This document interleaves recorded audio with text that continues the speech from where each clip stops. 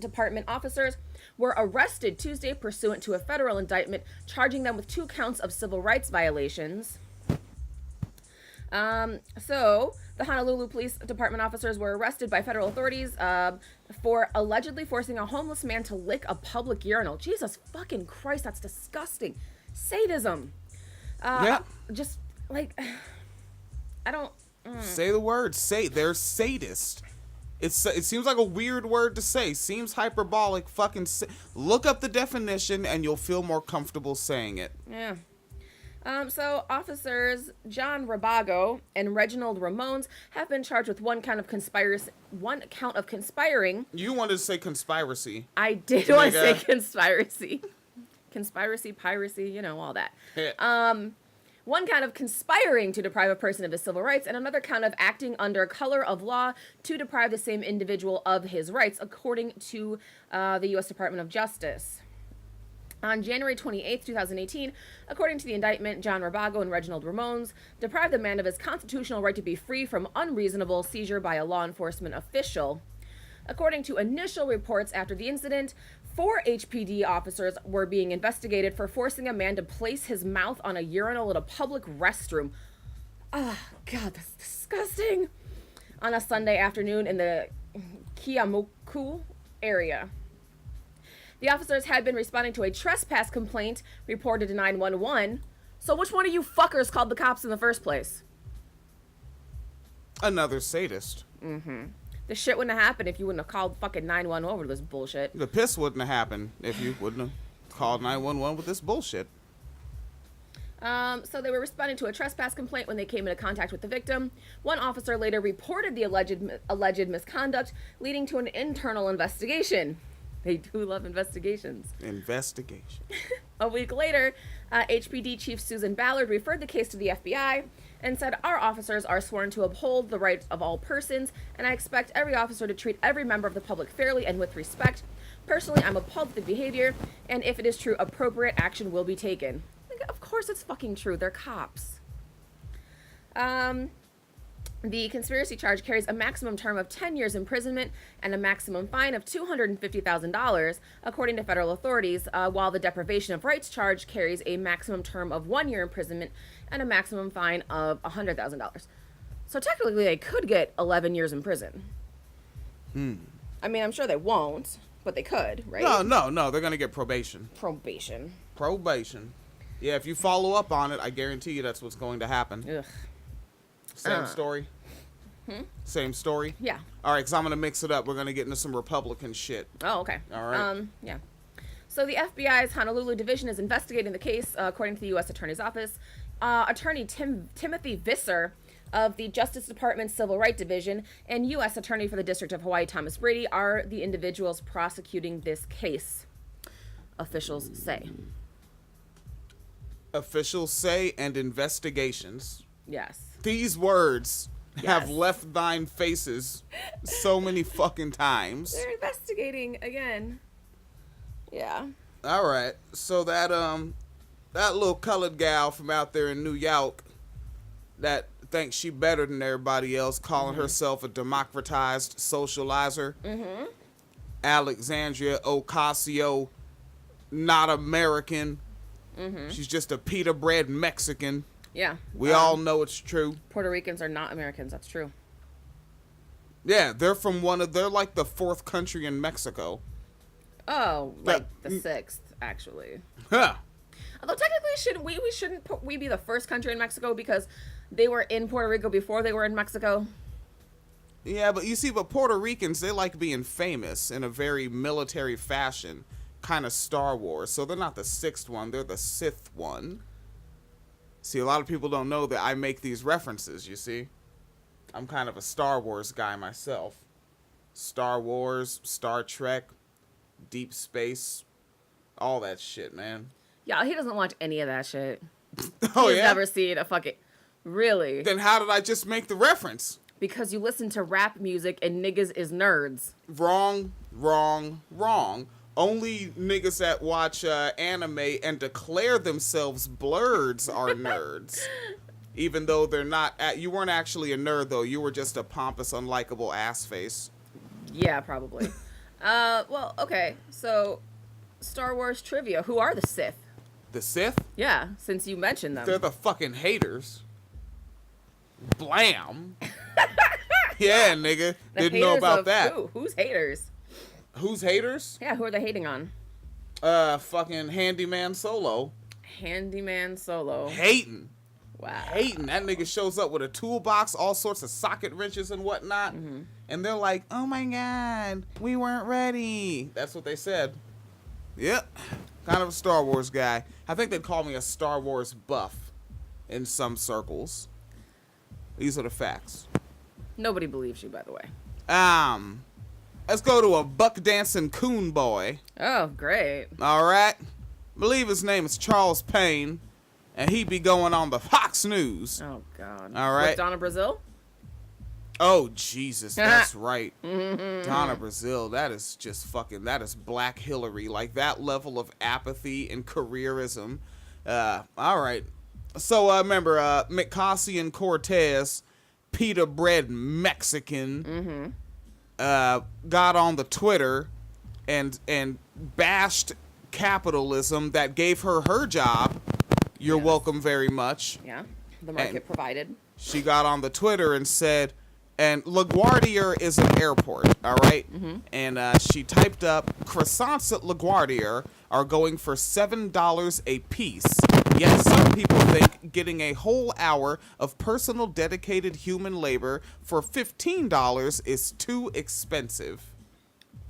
You know how much shit you can do in an hour? Yeah. And they're saying, You could make a croissant. nah, it's only worth $7.25. The whole, so everything that you did for that hour is only worth 25 cents more than that croissant. And But- if you talk to Walter Block, Yeah, but that's the $7 is before tax. So ooh, basically you made a croissant. You earned a croissant. no, you didn't. Especially if you live like in Illinois where you have a state tax. Yeah, no, nigga, you made like 505. Nigga, I be looking at my checks now, nigga, because I remember for the 12 years of my adulthood, I lived in Florida, right? I grew up in Washington State, became an adult, moved to Florida. Lived there 12 years. I didn't know about this whole state tax thing because that's a libertarian wasteland. I moved to Illinois. They're like, nigga, you gonna need to come up off them grits. And I'm like, can you fix a pothole with it? They're like, we can patch it. We got some Elmer's glue and sand. Aww. All right, so she went on the Twitter and typed that, and the folks down at Fox News, they said, huh, we can make this a segment. Go get our coon boy. And so he showed up, and he actually, like, kind of stereotypically looks like a coon. Like, I wouldn't trust Cuz if I didn't know him and seen him for the first Oh time. yeah, definitely. All right, let's dig into it. Ocasio-Cortez facing backlash in some corners for comparing airport croissants prices to the fight for a higher minimum wage. The Democratic congresswoman from New York tweeting on Monday, croissants at LaGuardia are going for... Really? She- She said croissants. He also said Democratic congressman Wow. as well. Well. You know, and you gotta what? It's like a blend between misgendering and just colloquialism. $7 Misgendering. a piece. Misgendering? Oh, they're gunning with that. I think they are. Say word. All right, I can schmiggy dig it. All right, let's get in here. Wage. The Democratic congresswoman from New York tweeting on Monday, croissants at LaGuardia are going for $7 a piece. Yet some people think getting a whole hour of personal, dedicated human labor for $15 is too expensive. Well, this morning, a New York Post op-ed firing back, arguing your wage is no kind of measure of human worth. Charles Payne is the host of Making Money with Charles Payne on Wait, Fox. they gave someone a whole op-ed for this? Yeah. What? Okay. That was a really big, important tweet. That was a policy tweet. Okay. Business Network, and he joins us now to weigh in on this. What doesn't she get, Charles? Well, it was a clumsy attempt, right? To just, I mean, she's grappling all the time. I like clumsy Oh. attempt. Wait, like she didn't mean what she said? I don't like this person. Oh, you like this Charles Payne nigga? No. Like, his posture, Every his fucking hand gestures, that fucking suit, those fucking glasses, his fucking man. shoes.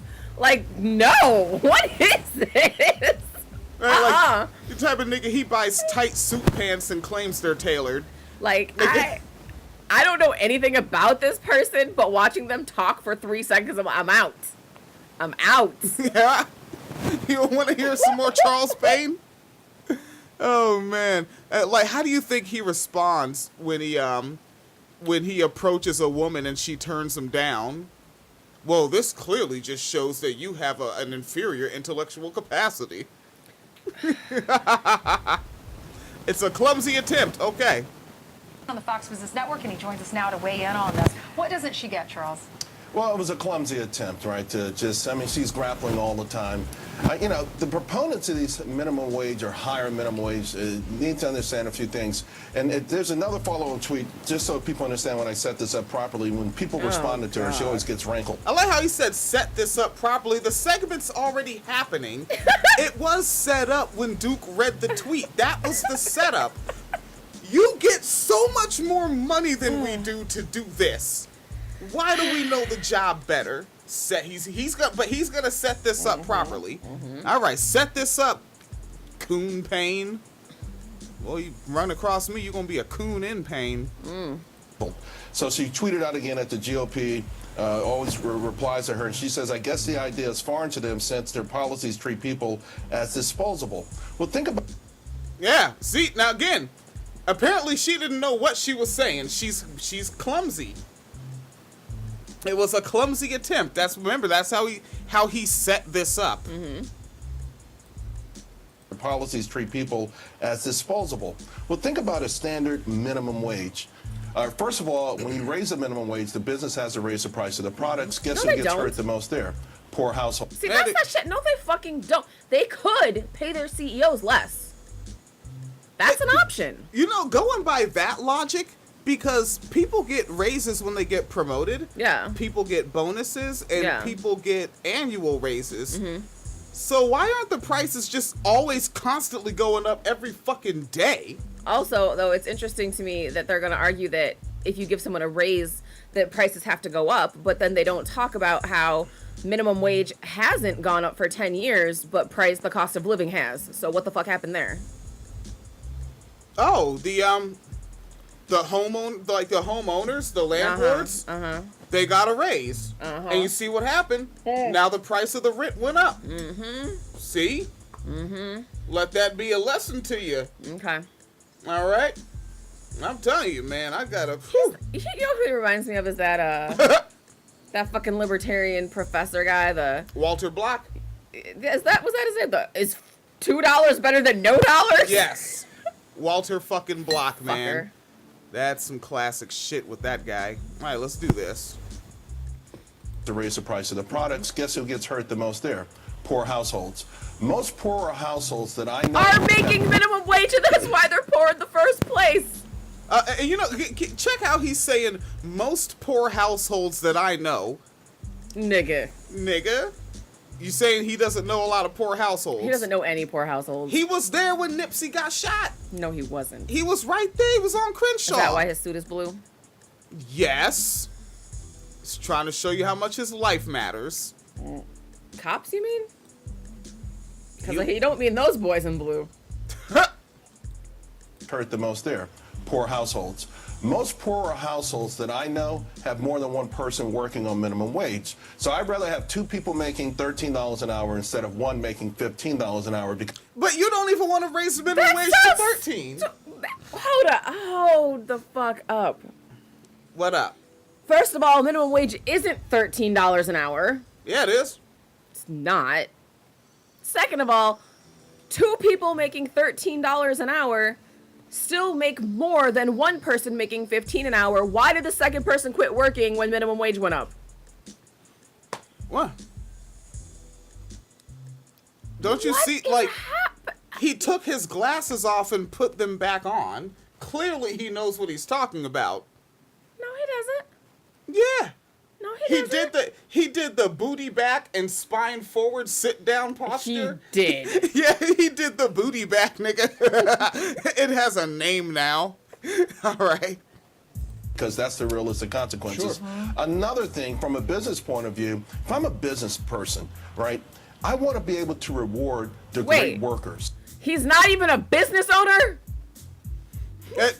He's the host of Fox Business. He doesn't have to be a business owner. He said, if I was a business person. So you're not even a business person and you have opinions about minimum wage in business? Is he not the host of Fox Business? What business? The Fox Business. Apparently he's in the hen house lately. I was about to be like, is a hen house involved? A cat house? What's happening? This shit is fun, man. I'll tell you that right now. He came, Otis. Your words made him come. All right, these are the facts. Yeah, I got some fun stuff in the soundboard, buddy. Hey, no, that's just a breakdown reality of it. All right. Mm-hmm. And you know what's funny is, you know how he got hired? Cause he does buck dancing, obviously. But they noticed he did a little different, and they were like, "You got some great moves, Todd. You dance like a white man, and I love it."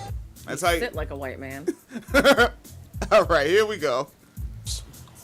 In this sense, you reward bad workers and you punish good workers. Unless you give... What? Wait, what? Why would a business owner keep bad workers? Why would a business owner reward bad workers?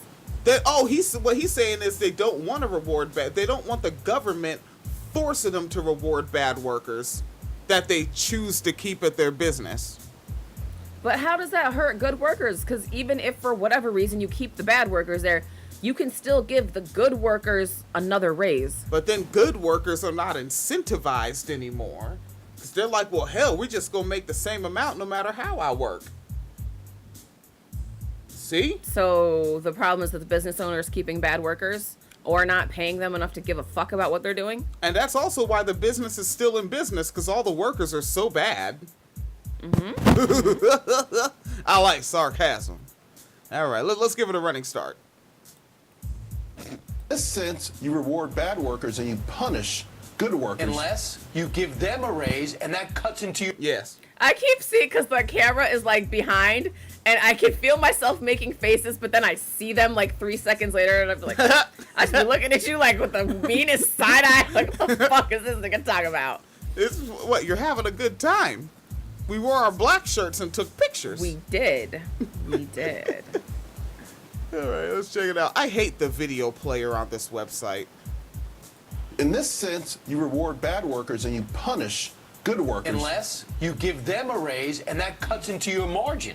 But that gets back to raising the prices, though, right? Mm-hmm. So the bottom line is, if you want to talk about people being disposable, her idea of her standard minimum wage snuffs out the ambitions of the person at this company who could... Wait, so he's inadvertently arguing that she's right. They are disposable. Yeah.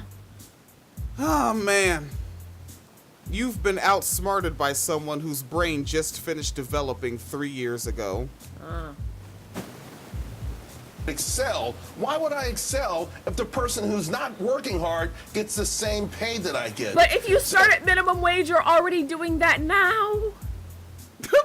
It's already happening. And as a blue-collar worker, like, one thing I know is, if I don't get the big raise, if I excel and do a kick-ass fucking job, like say, like, especially like what I do, like I produce, like I work in I work in the epitome of supply side economics in that factory. And if I get in and I kick motherfucking ass the first 2 hours, the last 6 hours of the shift, I'm just kind of walking around on Facebook. Like, literally, I'm just literally watching the machines do what I want them to do. And it's fucking awesome. But what this argument always misses, though, is, yeah, you can be like, well, if everyone's getting paid the same amount, then no one has an incentive to try. But if you reward people for doing a good job, more people will do a good job. People like bonuses. People like raises. People like perks. Right, we got the bonus last year. Yeah. Yeah. So the actual question isn't why aren't all the workers working hard enough. The question is, why are you not giving them incentives? I like that you that's the stopped. fucking question. Oh, I thought you stopped just because Oh. you saw me checking decibels. No. No, but I mean, like, that's the actual thing, though. It's like, so you want to talk about, we want everyone to have a good work ethic and take the job seriously. Well, are you paying them enough to fucking care about the job? If they're just going to have to leave and go to a second job or have to go stop home and buy some fucking, bullshit off the McDonald's value meal or buy ramen because they can't afford groceries, why should they be excited about having to go to work in the morning? Especially when you work for a major corporation and the fucking CEO's a goddamn millionaire and you can't fucking afford, groceries. Why would they be excited? They'd be excited because they have the opportunity. See? Right, okay. And yeah, again, like with me, like back to the factory, right? Like, I don't get huge raises, huge promotions. I get fucking incrementalism. Right. But like, again, I'm still incented because I get easier days. Like tomorrow, I'm working with the maintenance department. I'm not working with the fucking supply side production department. And I'm just gonna take apart a machine and blow an air gun in it and then spray some rubbing alcohol in it and then wipe it with a towel and take like, no shit, I'm gonna take like an extra long break and an extra long lunch. Like literally double on both of them. Yeah. And it's a fucking chill day. I'm just gonna be in and out of my toolbox and hanging out with my nigga Manuel. Yeah, talking about tools and shit. And Tools and shit. yeah, just talking about tools and home shit we can buy. Like I'd like a fucking pressure washer because our Sears vinyl siding. Well, it's not ours, but we live I here would and like it's a pressure ugly. washer. We can rent those though, right? You can like rent one for a day. They're actually kind of cheap, Oh, okay. and then you just have it, and you don't have to go back and Right. forth. And then if you want to pressure wash something else, right? Like turn down the power on the pressure washer, hit the fucking car, Yeah. right? I still want a pressure canner. Tell your mom to park the car. Oh, but Phoenix Cleaner needs a pressure canner I do. while she does her Betty Boop in the chair. Let's let this nigga finish the last 10 seconds of this thing on Fox News. Ironically, if they were talking about erasing these sort of standards, letting people go in and excel on their own merit, that would actually have more potential. There you go.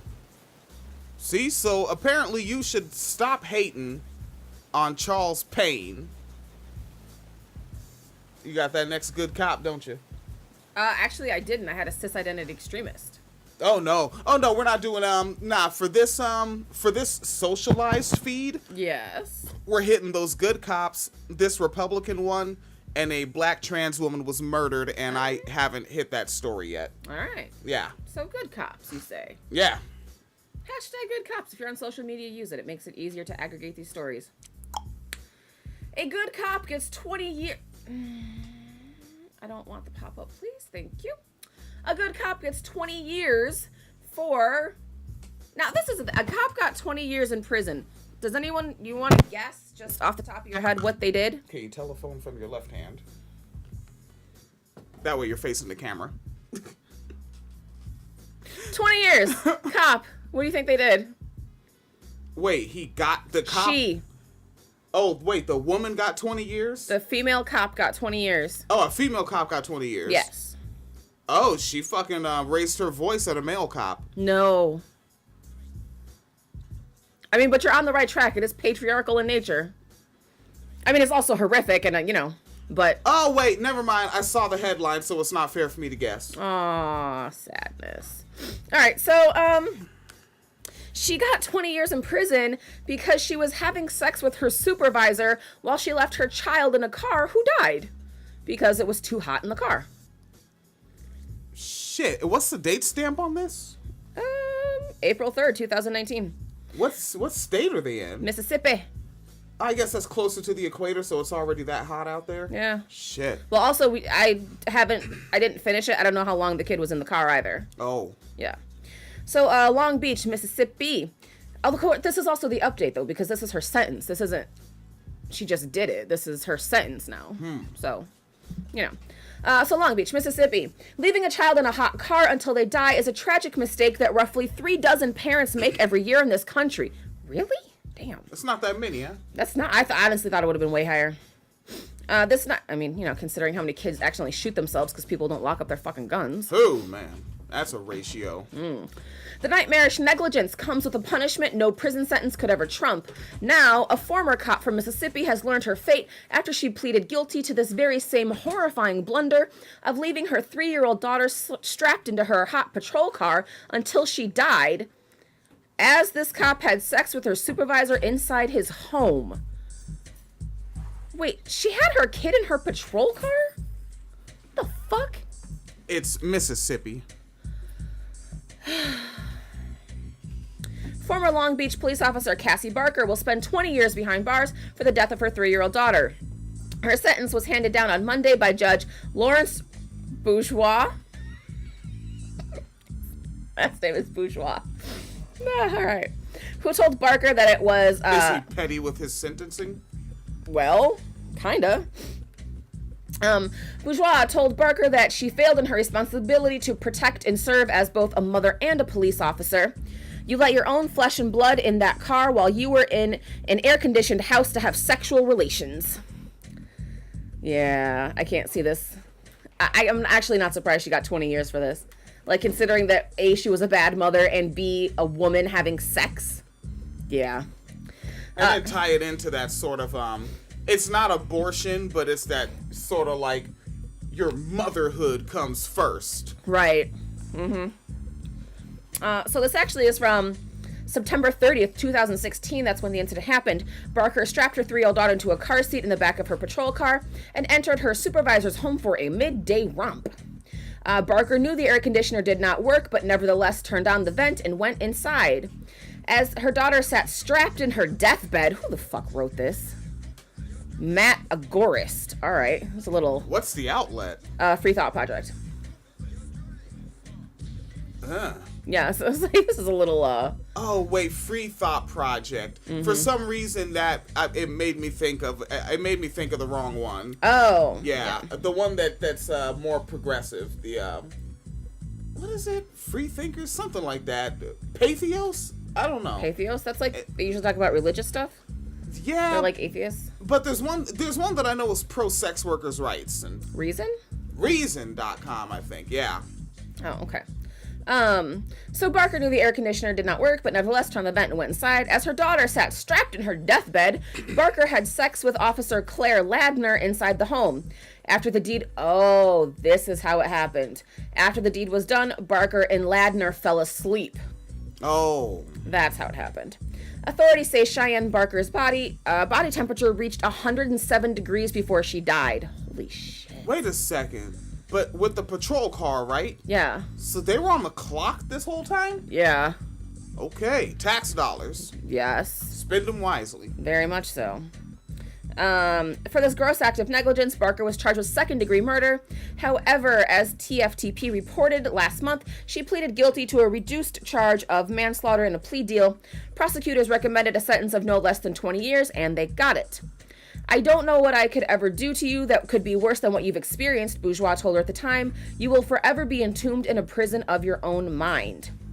What makes the case of former police officer Cassie Barker so terrible is that she is a repeat offender. Barker had previously lost custody of Cheyenne for doing the exact same thing a year earlier. What the fuck? Oh. Alright. According to the AP, Barker went into a store in nearby Gulfport, and a concerned passerby called police. Child Protective Services took temporary custody of Cheyenne, and Barker was suspended for a week without pay.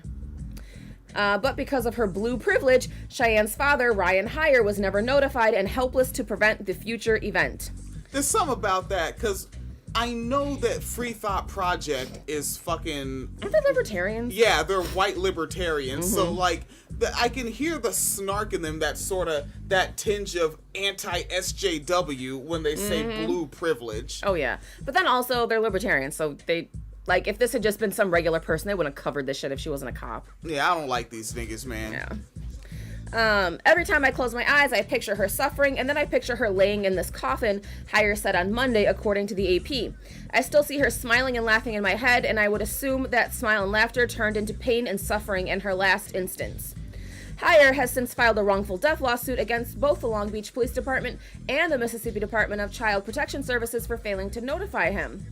You lose your child, I don't think there's no amount of sentencing or time that could make up for that, Heyer said, but this is how the justice system works. With what the judge had to work with, I'm happy he gave her the maximum that was allowed by law. Well, Barker's guilty plea landed her in jail for the next 20 years. Prison, not jail. Prison and jail are two different things. Not all cops who leave their babies in hot cars until they die get charged. Officer Mike Fanfarillo left his 4.5-month-old baby Michael in his car during the summer of 2016 for 9 hours, but Oneida County District Attorney Scott McNamara refused to press charges. According to McNamara, the officer placed Michael in the back seat to drop his elder child at daycare, though he didn't typically bring his youngest along for the ride. After returning home, Fanfarillo simply forgot the baby was in the car seat, did a few chores, and fell asleep while Michael suffered an oppressive summer heat, eventually dying of hypothermia about 8.5 hours later. But unlike Barker, Mark Fanfarillo is still a cop. And a man. And he was doing chores. He was a man doing chores. I thought that's what you chores. guys liked. Right. Yeah. This fucking Jesus Christ, these goddamn cops. Yes. All right, buddy chief. Mm-hmm. Heading on over here. Mm-hmm. This is not a news story. I just fucking missed it. Oh. Okay. And this is like ongoing coverage. Mm-hmm. All right. And so I really gotta come into it basically from the brand new perspective. And oddly enough, this is coming off of the Washington Post. Jeff Bezos doesn't have enough money. Nope. Ashanti Carmen is the individual's name. Ashanti Carmen was about 16 years old when she first went out to K Street in the nation's capital to look for sex work. Rejected by her family for her identity as a transgender woman, she was homeless and desperate, and Phoenix Calida I think you did like a whole solo episode about that, right? About how swerfs they want to talk about like young people and sex work, but they don't want to talk like how they end up there because of economic reasons. Right. Which is why we end up at all work. Exactly. Yeah. Yeah, right? Like, see, I went to my job because I like working on machines and burning my fingers on seal bars and handling fucking 200-degree serrated knives and getting up on janky skyjacks. Yes. Who Fun doesn't? times. Who doesn't? But sex workers do it for money. Right? They're fucking evil. Greedy. But, yeah, because that's the whole swerve thing, though. Because they are so transphobic, they won't address the fact that transphobia leads to a lot of trans women having to go into sex work because they don't have other options.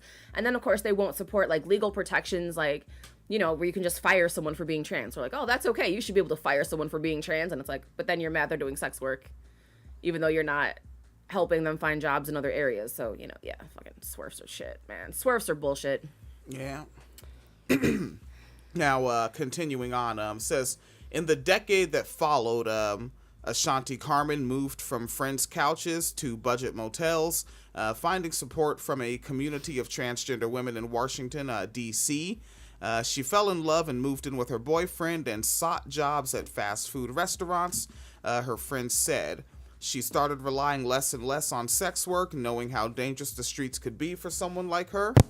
But last weekend, she was back on Eastern Avenue, a popular strip for sex workers and a gathering place for transgender women, straddling, they could have used a better word than that, straddling the border between Northeast Washington and Maryland. At 6:20 a.m. on March 30th, the police fellers were called to the 5000 block of Josh Street in Prince George's County, MD, just off of Eastern Avenue, to reports of gunfire. Ashanti Carmen was 27 that day, a few days ago, really, and had been shot multiple times and was pronounced dead at the scene. The police fellers continue to investigate her death and have not identified any suspects or motives. It's not clear what Ashanti Carmen was doing that night or whether the fatal shootings had anything to do with her identity as a transgender woman. Identity's still, that word's still legit, huh? I think so. Because I know I heard Fox Giselle before recent times saying Fox Giselle would say woman of trans experience. Okay.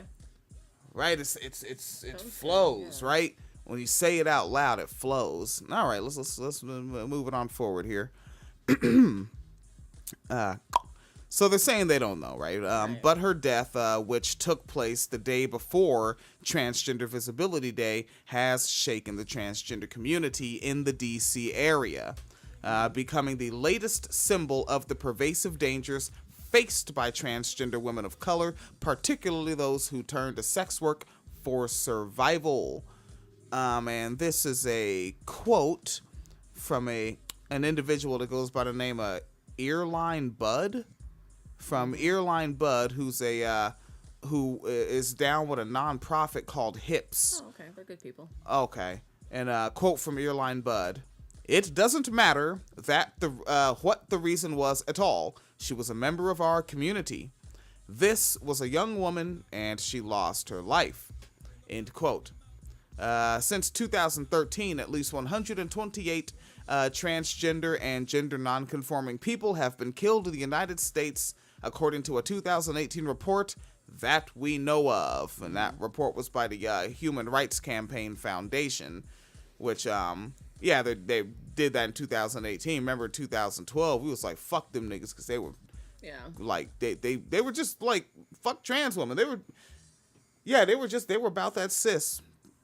All right, coming in here. At least 80% were transgender women of color. Nearly 70% were black trans women. And popping up in the comments section, dancing it back here. This is in the Facebook Live comments section. Jonathan said, good cops get promoted to detective, so I imagine some suit and tie or something like that. And dancing it on forward here.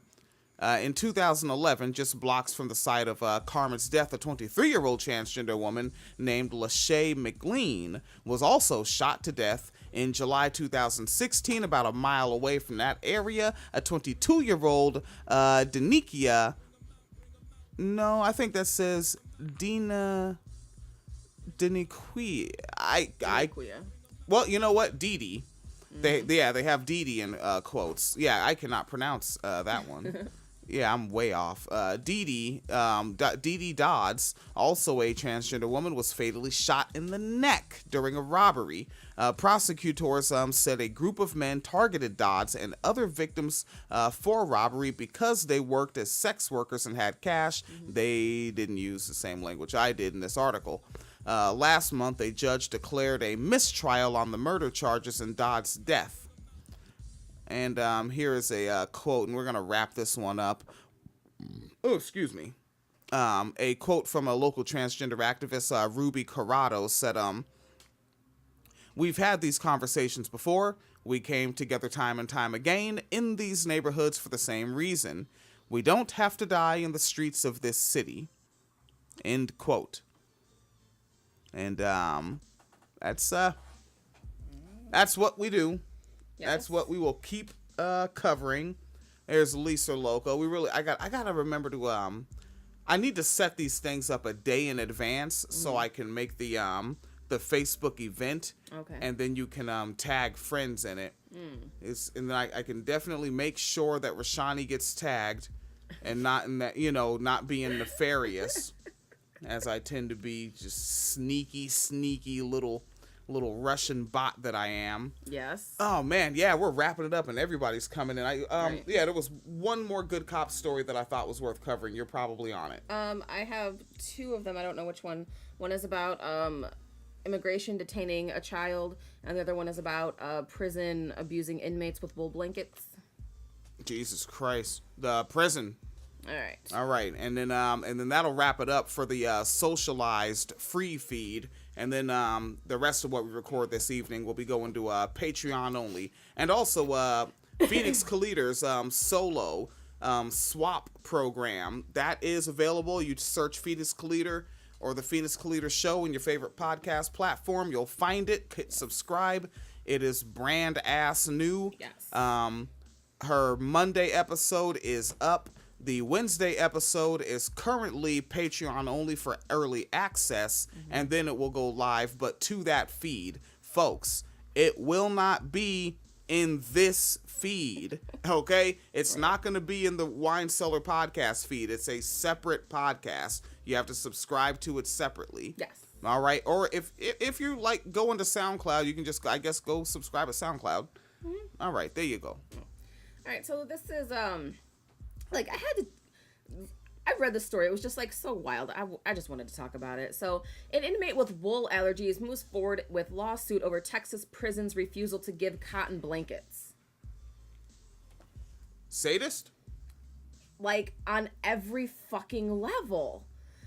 So a federal court this week sided with an inmate who sued the Texas prison system to get a cotton blanket after repeatedly telling officials he was allergic to standard issue bedding, which he alleged is made of recycled waste and caused him to have open bed sores. For 10 years, 10 years, Calvin Weaver has been asking prison staff for a cotton blanket, but officials refused. So last year, the Harris County man took them to court representing himself from inside the Terrell unit in Rasharon? The prison system responded with a motion to dismiss, but on Friday, District Judge Kenneth Hoyt ruled that the suit can continue. Even though Weaver won't be entitled to money from the defendants in their official capacities, Hoyt wrote that he could get an injunctive relief of a new blanket. These defendants' argument that replacing Weaver's blanket is beyond their power because they are not medical doctors, right, is disingenuous, Hoyt wrote. I bet they vote for politicians that will be medical doctors about uteruses. Of course they will. It appears from the complaint that each of these defendants is in a position of authority and could presumably order that Weaver receive another blanket or that he receive a medical evaluation. The problem that sparked with the legal wrangling dates back to 2001, where prison medical staff diagnosed Weaver with a wool allergy, according to court papers. At that time, they gave him a medical pass that allowed him to get a cotton blanket. But then in 2009, the pass wasn't renewed when all blankets system-wide, both standard issue wool ones and cotton alternatives for allergy sufferers, were replaced with new blankets made from what Weaver described as a blend of recycled waste. Prison officials on Thursday clarified there is no waste in the blankets, which are made by inmates. They make their own fucking blankets. All right. But contain 60% recycled natural fibers and 40% cotton blend. But the non-wool blend allergy made Weaver itch and break out into open sores and lose sleep. For 9 years, Weaver asked for another blanket, complaining repeatedly to officials all the way up to the agency executive director. Just give the nigga a new goddamn blanket. What the fuck? 9 years. Well, it said 10 years. Well, oh, now it just said 9. What the fuck? I heard you say 10 years earlier in the article. Hold on, let me scroll back up. Oh, you know what? 9 years from the lawsuit, because he filed the lawsuit last year. Okay. So, all right. So, yeah. So that was 9 years. Now it's been 10. He still doesn't have it because the lawsuit is still pending. Imagine, that's how ill a sadist is. They will enjoy that for 10 years. They didn't get bored with it. Like, let's move on and fuck with a new toy. Give the fucker his cotton blanket and move on. No. They're like, dude, for some reason, think about 10 years. You know, these people, they're probably breeders. Yeah. You know, I casually say that. Yeah. Fucking, if they had a unit of offspring that was 11 years old when that fucker, when that prison sentence started, they're now old enough to have a drink with their kid. Yeah. 10 years, Pat. 10 years. That's, if you go back 10 years from right now today. That's longer than Obama was in office. Yeah, Obama's fucking first term just started. His hair was still black. Right? Fuck. Yeah, I just fucking... And over a blanket. And just because you wanted to, like, you literally enjoy seeing someone with, basically, like, think about, we don't really talk about sores because We're not medical doctors. Right. But I know what the fuck they are. Right. Your flesh is open, and it shouldn't be. Right. It's just not supposed to. Right. You're pretty much supposed to be mostly skin, epidermis everywhere, some fingernails if you need them, if that's your thing, Yes. toenails if you're into that, and an orifice here and there. Other than that, shit ain't supposed to be open. Right. Yeah, I know. So, yeah, for 9 years, he asked for another blanket, complaining repeatedly to officials all the way up to the agency executive director. He filed grievances, noting that he knew of at least 10 to 15 other prisoners at his unit who had gotten cotton blankets. Officials and medical staff ignored his complaints, the federal judge wrote in his recent ruling. So in 2018, Weaver sued, demanding the prison system give him a new blanket, do a toxicology study on the blended fiber blanket, and give him money for pain and suffering. The Texas prison system argued that they shouldn't be the target of a suit because the complaint was medical, so they couldn't provide the requested relief. Don't they have an infirmary? Yes. They have doctors and nurses on staff. But also, just give him a new fucking blanket. Jesus fucking Christ. And this is why, like, I can get down with my leftist and my progressive folks and all that, but I don't actually have faith in this McMurica shit. Oh, yeah. You know. Not at all. You know, I see it like, you know, the old feller, very not young, claims to still have endurance, Bernie Sanders. He has faith in this America thing. You know, look at back in time. Martin Luther King had faith in this America shit, saying, we're just asking you to live up to you. White people lie, nigga. Yeah.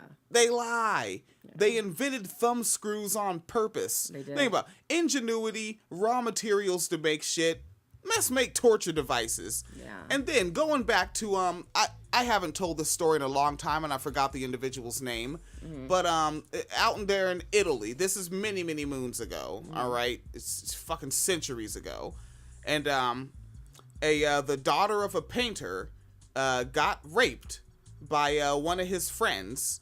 And when they had her in court, the way they find out if she was telling the truth was they put the thumb screws on her, and if she stuck to the story, then they would say, yeah, she's telling the truth. These are the people of whom you want to have faith in? You realize Americans that are white are just Europeans that are over here. They're just not at home is all. Yeah. Same folks. Yeah. Did I tell you about the origin of the Beauty and the Beast thing, speaking of Europeans doing fucked up shit?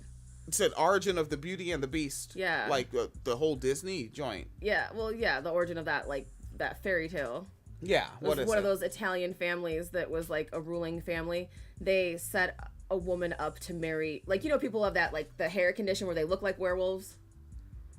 Ah, fuck, I don't know the name of it. But you know what I'm talking about, right? Yeah, so this guy had it and basically was, like, sold as a pet to the court, and then they found out he could, like, read, and they were like, that's kind of cool. He's smart. He acts like us. He acts like a person.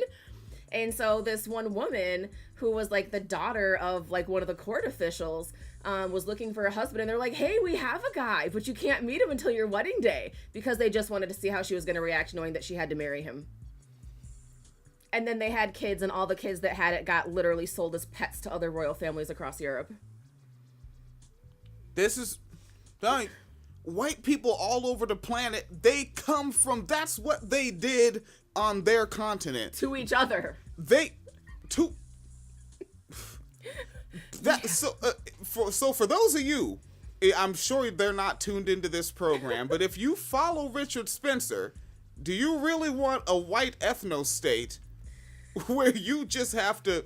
You're just under the alphas and their ideas again? Yep. You want the Dark Ages again, buddy? Go ahead. Yeah. Go back to Europe and have your fucking ethno-state. Shit. We just want to set up cameras. That will be the best reality show ever. Oh yeah. Just white on white crime for the next 500 years. Yes. Baby. All right, so let me finish this real quick. Yeah. All right. So the judge took a dim view of the claim that they couldn't provide relief because the target of the suit was medical. Though the court removed two of the defendants, a warden and a doctor, from the case, the judge decided that he could continue his suit against the agency executive director and two employees who allegedly ignored his requests. He's not eligible for compensation from the defendants in their official capacities, but could get money damages from them in their individual capacities. Weaver, who has since been moved to the PAC unit, does not have an attorney, and the Texas Department of Criminal Justice did not offer comments on the case. So, yeah. So, 10 fucking years, they made him stay with a blanket that was giving him sores, and he had an allergy to because, fuck you, you're in prison, and you're property of the state, and the state is sadistic. So, yeah. Yeah. Good cops. Good cops. And, yeah, as far as I'm concerned, fucking immigration, fucking prison guards, all them niggas is cops. Yeah. Yeah. All right. All right, I tell you, man. So y'all white people like, y'all, they're white niggas that kick it with us. And as far as the social media, stay kicking with it us. When when they make their white ethno state, fucking hide. Don't go. Hide. Yeah. Stay behind. We'll stay over here. We'll eat some fucking strawberries, have some cheesecake, and watch them from afar. Very far. All right. And that'll be that for the socialized feed. Patreon subscribers. The rest of this is on you. We're going to do a little dabby-do, mix up some stuff, have a good old granddad's dadgum time. All right. Facebook Live, you got to get on from around here. Come on now. All right. And then YouTube. Yes. Ain't no YouTube. Ain't no YouTube. Hell no.